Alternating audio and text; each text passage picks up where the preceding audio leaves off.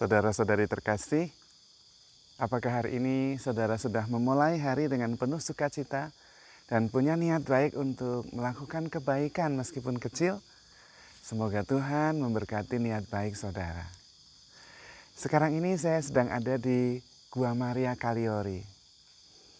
Di Gua Maria Kaliori ini saya menemukan sanctuary atau tempat suci yang membuat saya selalu merasa tenang, terhibur, disegarkan, dan dikuatkan. Ketika saya mau memutuskan kaul kekal, saya berdoa di sini. Ketika saya ditabiskan di kapel di Gua Maria Kaliori ini juga. Ketika dulu saya menderita sakit, saya didiagnosa kanker, saya berdoa juga di sini dan memperoleh mujizat penyembuhan. Karena itu saya senang sekali, saya merasa mendapatkan peneguhan, kekuatan, penghiburan, kelegaan, kasih, kesetiaan, dan segalanya di sini. Karena itu saya sering kali dan sesering mungkin bahkan kalau ada pertemuan-pertemuan saya senang sekali karena pasti ada kesempatan untuk mampir untuk berdoa di tempat Bunda. Atau kalau ada kesempatan sejenak saya pasti akan lari ke sini untuk memperoleh kekuatan, penghiburan, dan kelegaan. Dan doa yang saya paling suka di depan Bunda Maria adalah doa memorare. Doa yang sederhana tetapi penuh iman dan keyakinan. Kurang lebih doanya seperti ini. Ya Maria, perawan yang amat baik, belum pernah terdengar seorang yang berlindung kepadamu, memohon pertolonganmu, dan minta perantaraanmu pernah ditinggalkan olehmu.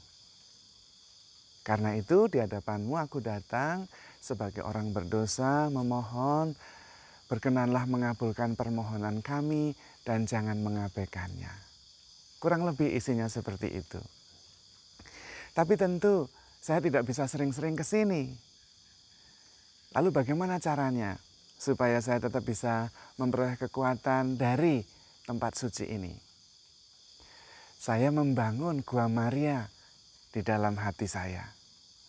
Sehingga meskipun saya ada di SMI, meskipun saya ada di Purworejo, meskipun saya ada di luar negeri, saya tetap bisa datang ke Gua Maria Kaliori yang sudah saya bangun di hati saya.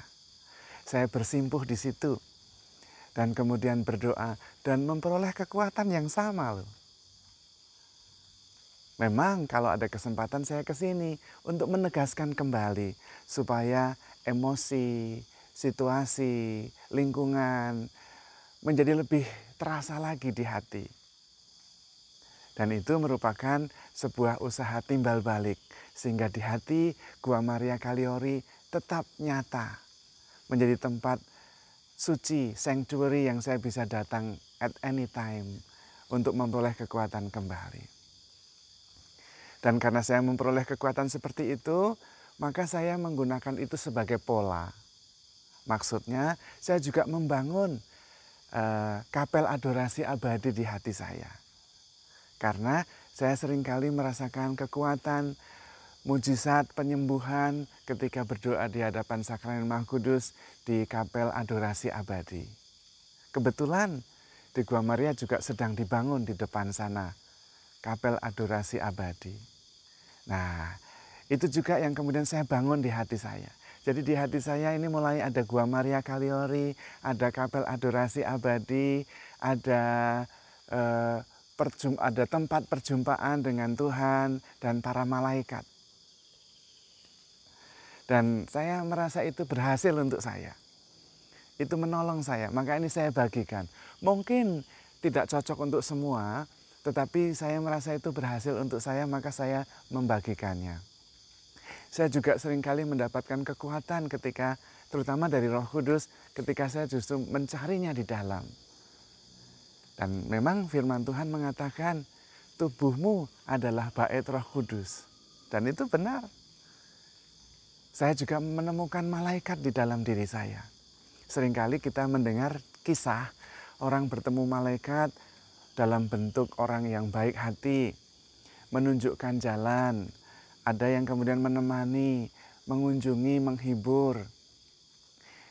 Tetapi itu ada di luar dan seringkali kita tidak menemukannya. Saya mencari dan menemukan malaikat juga di dalam.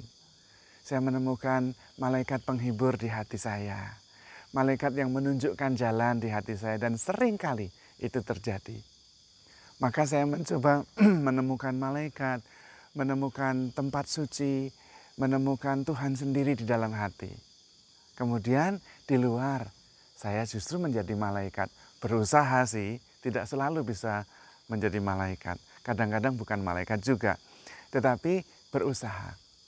Kalau mencoba menemukan malaikat, menemukan bimbingan Tuhan, saya masuk ke dalam tempat suci di dalam diri. Tetapi sesudah menemukannya, keluar saya justru menjadi malaikat. Berusaha menjadi malaikat. Berusaha menjadi kepanjangan tangan Tuhan. Dan kita tentu dengar serta sering membaca atau melihat ungkapan yang mengatakan bahwa seringkali malaikat itu tidak lain adalah orang dengan hati yang baik. Dan itu berarti hati di dalam. Maka kita semua juga bisa menjadi malaikat. Ketika di dalam diri kita ada tempat suci, ada juga malaikat-malaikat yang kita temui, yang menguatkan, meneguhkan, dan kemudian membuat kita bisa memperoleh kekuatan untuk melakukan kebaikan juga kepada saudara-saudari kita. If you don't find an angel, be the one. Jika engkau tidak bisa menemukan seorang malaikat, jadilah malaikat itu sendiri. Dan memang benar, nemo dat quod non habet. Kita tidak pernah bisa memberikan apa yang kita tidak punya. Maka membangun hidup batin itu penting sekali menurut saya. Dan karena ini cocok untuk saya, berlaku untuk saya, it works for me, saya bagikan untuk Anda. Karena kebanyakan persoalan itu tidak ada di luar, tetapi ada di dalam. Tetapi pada saat yang sama, banyak jalan keluar, banyak mujizat, banyak malaikat yang bisa kita temukan di dalam diri kita. Terutama karena di dalam diri kita, hati kita adalah bait Roh Kudus, tempat Allah bertahta. Maka kita bisa membangun di dalam diri kita Gua Maria Kaliori, Kapel Sakramen Maha Kudus, dan tempat-tempat suci, tempat Allah bertahta yang memberi kita kekuatan. Dan persis di situ Allah sungguh-sungguh menjadi Immanuel, Allah yang menyertai kita. Dan Tuhan sendiri mengatakan kok, bahwa Tuhan mengatakan kepada umatnya, aku lebih dekat denganmu daripada engkau dengan hatimu sendiri. Bahkan Tuhan lebih dekat dari heartbeat kita sendiri dengan diri kita. Maka Immanuel yang akan segera datang itu sebetulnya juga sudah ada di hati kita. Kita juga bisa menemukan Immanuel, Allah yang menyertai kita itu di dalam diri kita. Maka kalau kita sudah menemukannya, kita bisa menjadi kesaksian akan kehadiran Immanuel yang nyata di dalam hidup kita. Dan itu adalah merupakan ajakan bagi kita semua untuk lebih banyak mencari penghiburan, mencari mujizat, mencari Tuhan, mencari malaikat di dalam diri kita masing-masing. Supaya keluar kita sudah memperoleh kekuatan untuk justru menghadirkan Tuhan kepada sesama kita.